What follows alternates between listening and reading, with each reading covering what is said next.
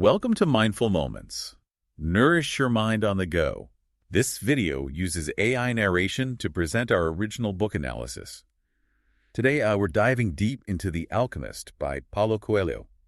You know, this book seems simple on the surface, a shepherd boy on a treasure hunt. But trust me, there's a lot to unpack here. What's fascinating about The Alchemist is how it transcends its seemingly straightforward narrative. This isn't just an adventure story, it's an exploration of the deeper questions about purpose, destiny, and listening to that inner voice. You know, that voice we often ignore? Okay, so for those who haven't read the book yet, can we get a little more context? Who is this shepherd boy and what kind of journey is he on? The story centers on Santiago, an Andalusian shepherd who dreams of traveling the world. One day he has a recurring dream about finding treasure at the Egyptian pyramids.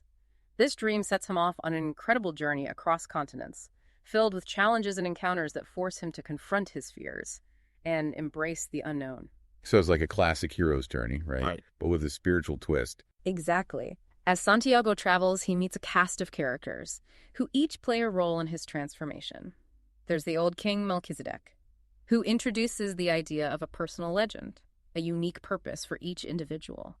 Then there's the enigmatic alchemist, who becomes Santiago's mentor and guides him on his quest for both the physical treasure and the deeper meaning of his journey. This personal legend idea, it's really resonating with me. Is that one of the key takeaways you found on the book? It's definitely central to the book's message. Coelho seems to suggest that we all have a unique path, a calling, a purpose. But finding it requires listening to our intuition, taking risks and learning from our experiences, even the difficult ones. And Santiago really gets put through the ringer, doesn't he? I mean, he faces setbacks, temptations, even danger along the way. He does, and those challenges are essential to his growth. They force him to dig deeper, to question his beliefs, and ultimately to trust his own inner guidance.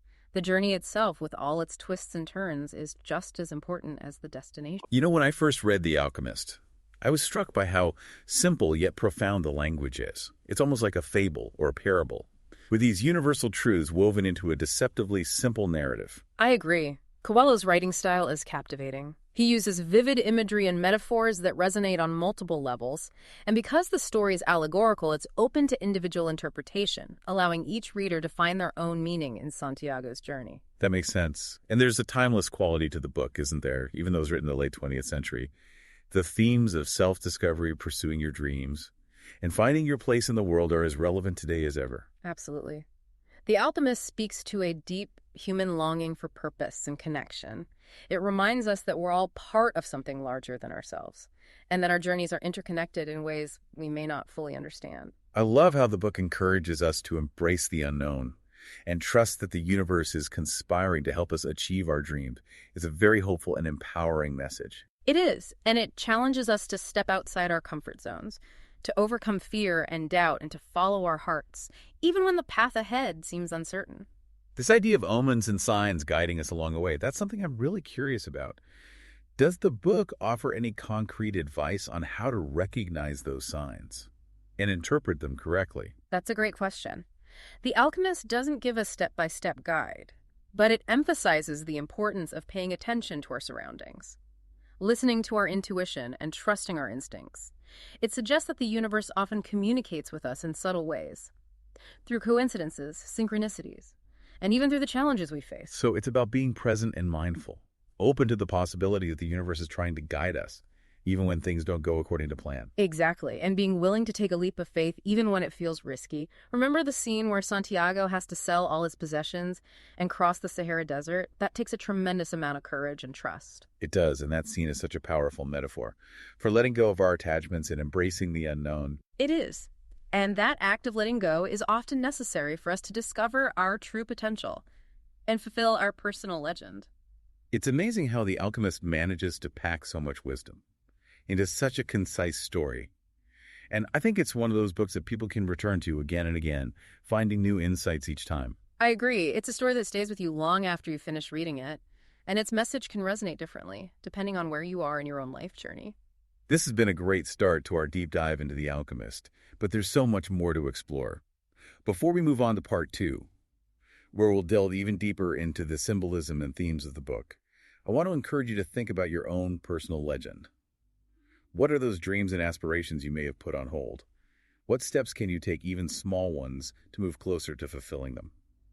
Picking up on that thought about Santiago's journey, I think it's important to note how the book emphasizes the interconnectedness of everything. It's not just about one shepherd boy finding his treasure, it's about how his actions ripple outward, affecting the people he meets, and even the world around him. That's a great point.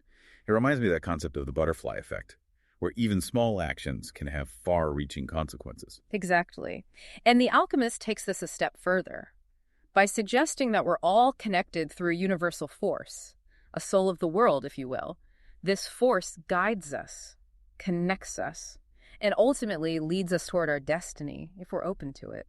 That's a pretty powerful idea. It makes you think about how your own actions might be influencing the world around you, maybe in ways you don't even realize. It does, and it underscores the importance of living in alignment with our personal legend.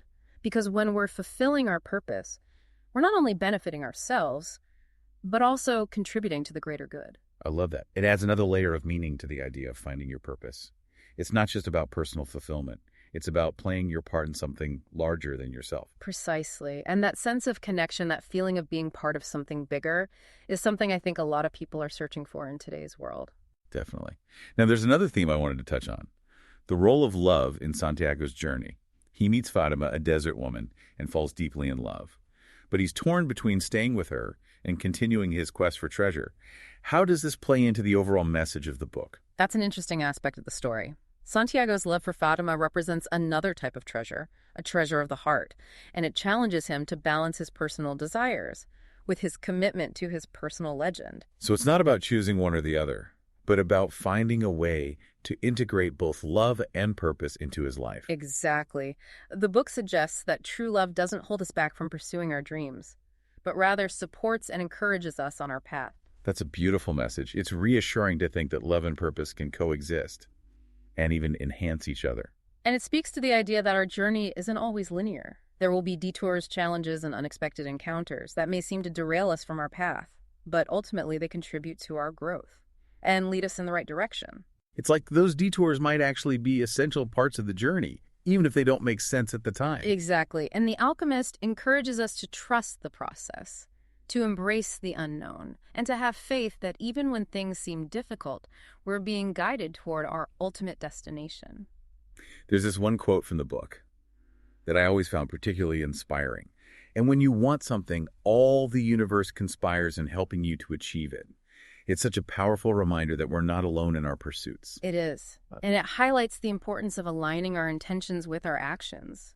When we're clear about what we want and we take steps toward achieving it, the universe seems to conspire to support us in unexpected ways. I think that's something a lot of people can relate to. It's like when you set a goal and suddenly doors start opening, opportunities appear, and things just seem to fall into place. Right. And it's not always easy or straightforward. Santiago faces numerous obstacles and setbacks on his journey, but his determination and his belief in his personal legend keep him moving forward.